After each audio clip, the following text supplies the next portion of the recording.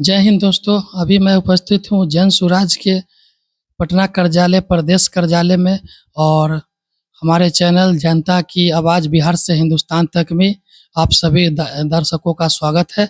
हमारे साथ जुड़ रही है जन सुराज के महिला उपाध्यक्ष मीनू सिंह। बहुत बहुत धन्यवाद जनता की आवाज़ चैनल को। मैं मीनू कुशवाहा सुपौल की रहने वाली प्रदेश महिला उपाध्यक्ष।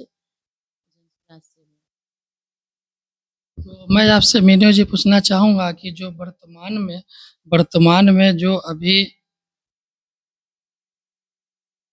में जो अभी सुप्रीम कोर्ट ने पैलेट गन के बारे में जो वर्तमान सरकार से सेंट्रल गवर्नमेंट से जो फटकार लगाई है उसके बारे में सवाल किए हैं। जो 20 तारीख को छात्रों पर पैलेट गन के द्वारा गोलीबारी की गई थी, उसके बारे में आप क्या कहना चाहेंगी?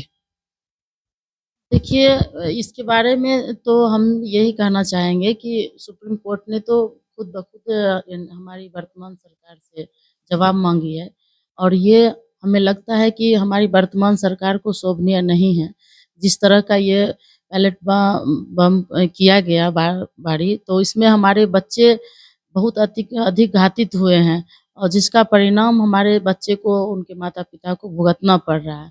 और सुप्रीम कोर्ट ने खुद जो है उनसे माँग की है हमारे वर्तमान सरकार से, और वही नहीं बल्कि हमें लगता है कि जब भी किसी तरह की माँग होती है जनता से, छात्र से या किसी भी वर्ग से, तो हमारी वर्तमान सरकार उस पर जो है या तो पुलिस को आगे करती है या किसी न किसी तरह का आघात करती है, या आंसू गैस छोड़े जाते हैं, पानी छोड़ी जाती है। आपने देखा कई बार कि बीपीएससी का भी हुआ था, हम लोग ने किया था छात्रों के लिए। तो आपने देखा किस तरह से ठंड में पानी बरसाया गया, ठंड और लाठीबाजी हुई थी। इस तरह से हमारी सरकार को ये शोभा नहीं दे रहा है और वो खुद ब खुद अपना उनको जवाब दे सुप्रीम कोर्ट को। इसमें आपकी पार्टी की तरफ से वर्तमान सरकार को क्या हिदायत दी जाती है या क्या सलाह दी जाती है कि ऐसा वर्तमान सरकार को करना चाहिए था? 20 छात्रों के ऊपर जो 20 जुलाई को जंतर मंतर पर पैलेट गन का जो इस्तेमाल किया गया, उसमें आप अपने पार्टी की तरफ से क्या कहना चाहिएगा?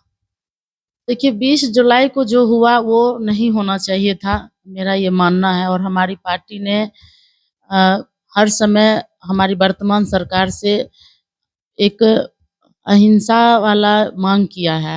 हर वक़्त हम लोग ने आराम से शांतिपूर्वक किसी हर क्षेत्र के बारे में माँग किया है, कि बच्चे की हो या महिलाओं की हो या किसी भी तरह के हो, चाहे जंतर-मंतर पे हो।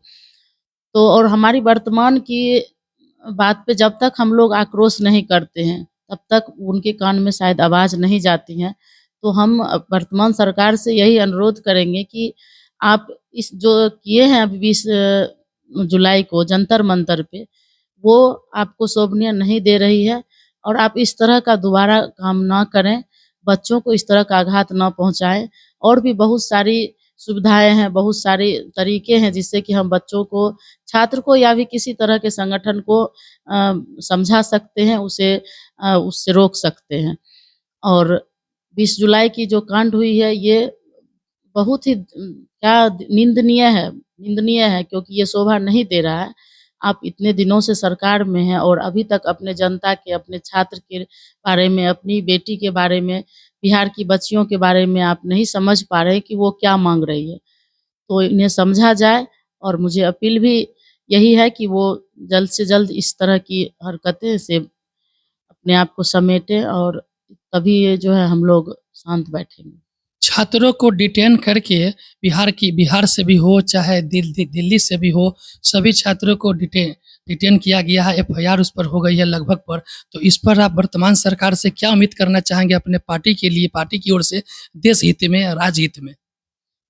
देखिए, डिटेन तो एक बहाना है। हमें लगता है कि सरकार की ये एक पॉलिसी हो गई है कि पुलिस का जो प्रशासनिक जो ये व्यवस्था हो रही है, कि ये पुलिस की गुंडागर्दी है।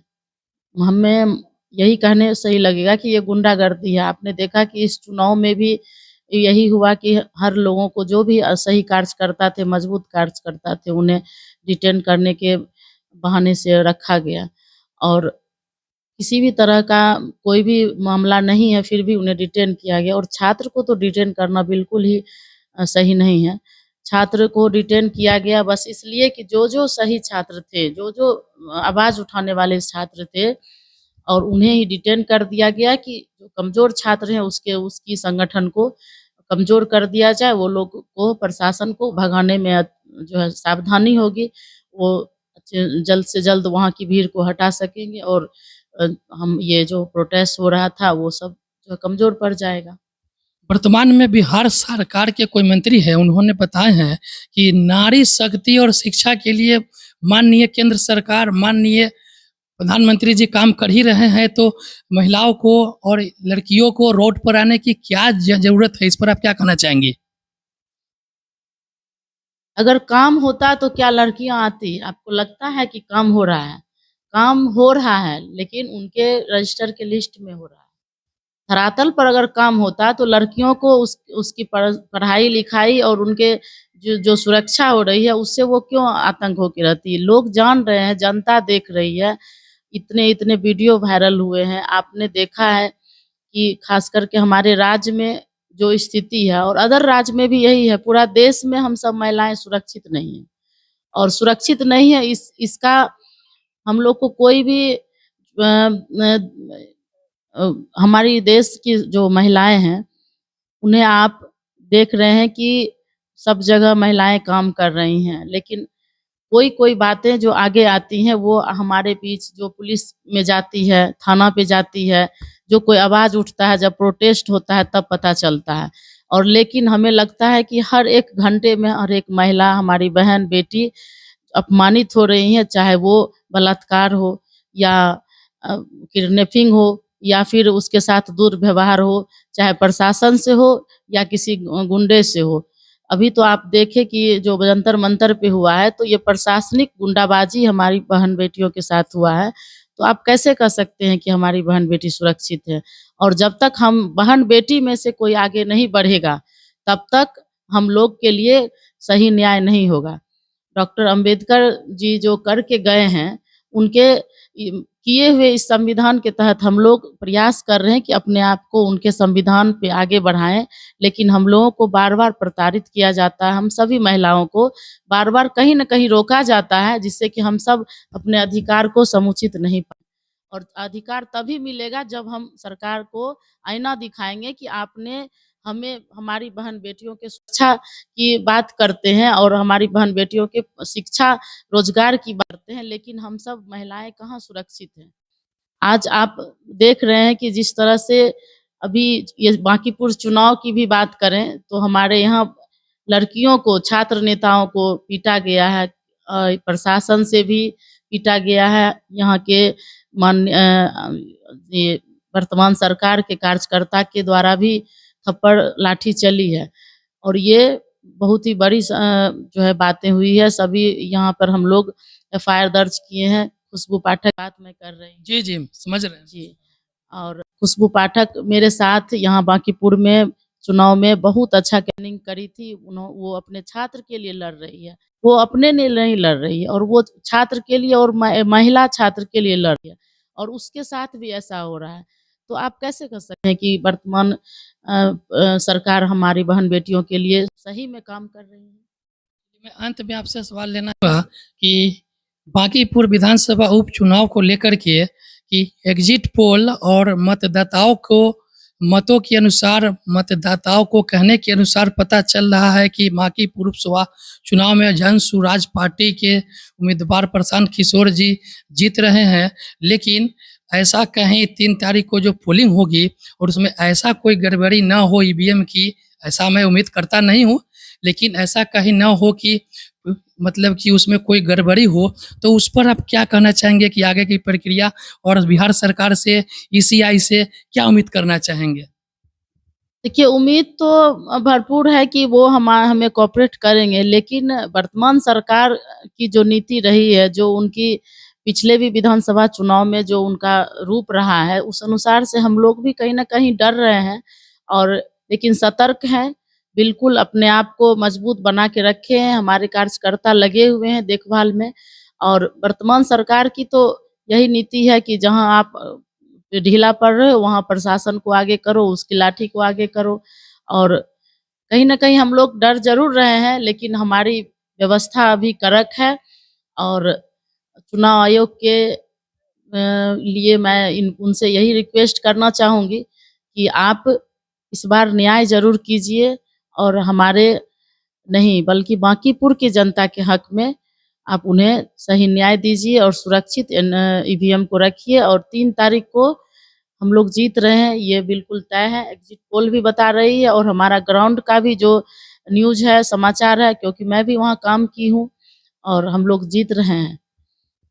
तो मैं यही कहूँगी। और सरकार की तो आप देख ही रहे हैं कि किस तरह से हम सबको डिटेन किया गया, हम सब कार्यकर्ताओं को अलग-अलग तरीके से जो है इस चुनाव में जो किसी तरह से विघ्न आए, इसके लिए हम लोग को महिला से लेकर के जितने भी युवा कार्यकर्ता थे, सबको 24 घंटे के लिए 2 दिन पहले से रखा जा रहा था। उससे भी नहीं हुआ, तो हम लोगों को लाठियाँ भी खानी पड़ी, जहाँ-जहाँ बूथ पर फालतू का हंगामा भी हुआ है, जिसमें कि और कुछ-कुछ क्या 10-10, 15-15 जो है लाठीबाज वगैरह भी आए थे कि वोटिंग बोगस वोट करवाएँगे, लेकिन हम लोगों की सतर्की की वजह से हम लोग उसको रोक पाए हैं। अब आगे देखते हैं क्या होता है। अंत में मैं एक सवाल और आपसे लेना चाहूँगा कि तेज प्रताप को कोर्ट से बरी करने के बाद तेजस्वी यादव छात्रों के लिए फिर कुछ कहेंगे या नहीं कहेंगे या क्या होने वाले हैं? इस पर थोड़ा-सा बता दीजिए हमारे दर्शकों को। देखिए, ये तो आप देख ही रहे हैं कि अब मैं इनके बारे में कुछ कहना क्या चाहूँगी। आप देख रहे हैं कि रेखा गुप्ता जी एक महिला होकर राजद की प्रत्याशी बांकीपुर की होने के बाद वो कितनी मेहनत की है। और जब बांकीपुर की जनता ने के जितने भी सपोर्टर थे, कार्यकर्ता थे, जब उन्होंने मुझे जो लग रहा है कि उनकी आवाज़ आई कि हमारे नेता कहाँ हैं? तो हमारे नेता कहाँ हैं? तो वो 2 दिन पहले जो है यहाँ पे क्षेत्र में आए। और जब उनके वो भी शायद मुझे लगता है इसलिए आए कि उनके भाई जेल में जा चुके थे, थाना पे पकड़ा चुके थे। और पकड़ने के बाद हमें लगता है कि चुनावी माहौल नहीं, वो अपना पारिवारिक माहौल को ठीक करना चाह रहे थे। और उसी के माहौल को ठीक करने के लिए शायद वो आए थे और अपने भाई को अपने तरफ ले गए हैं। अब छात्र के लिए अब क्या कहेंगे? मुझे नहीं लगता है, बल्कि पहले तो वो अपने परिवार को सँभालेंगे, उसके बाद ही छात्र के लिए कुछ सोचेंगे। और सोचेंगे क्या, अभी तो बांकीपुर में हम लोग आ रहे हैं। हम लोग पूरे बिहार के लिए हमारी पार्टी, हमारे सुधार आदरणीय प्रशांत किशोर जी जब विधानसभा का शपथ ग्रहण लेंगे यहाँ का, तो उसके बाद सब बिहार के छात्र के लिए कुछ अच्छा करने वाले हैं। और उनकी आवाज़ तो बने ही हैं और आगे और मजबूत बनेंगे, अंदर जाएँगे, विधानसभा में बैठेंगे और पूरे बिहार की के छात्र और छात्राओं के लिए बहुत अच्छा हम लोग करने वाले हैं, माँग करने वाले हैं और सबका सहयोग करने वाले हैं।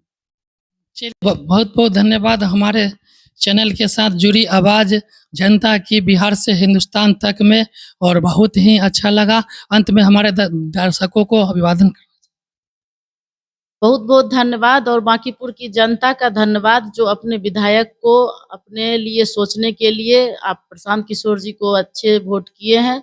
और आपको मैं यही कहना चाहूँगी कि आपका नेता अगर प्रशांत किशोर जी बनकर आते हैं तो आपको कभी भी मायूस नहीं करेंगे। आपके लिए 100% चाहेंगे कि आपका बांकीपुर विधानसभा बिहार के हर विधानसभा से अच्छा विकास हो, शिक्षा, रोजगार और यहाँ की जो भी समस्या है उसका समाधान हो। धन्यवाद। जय हिंद, जय भारत।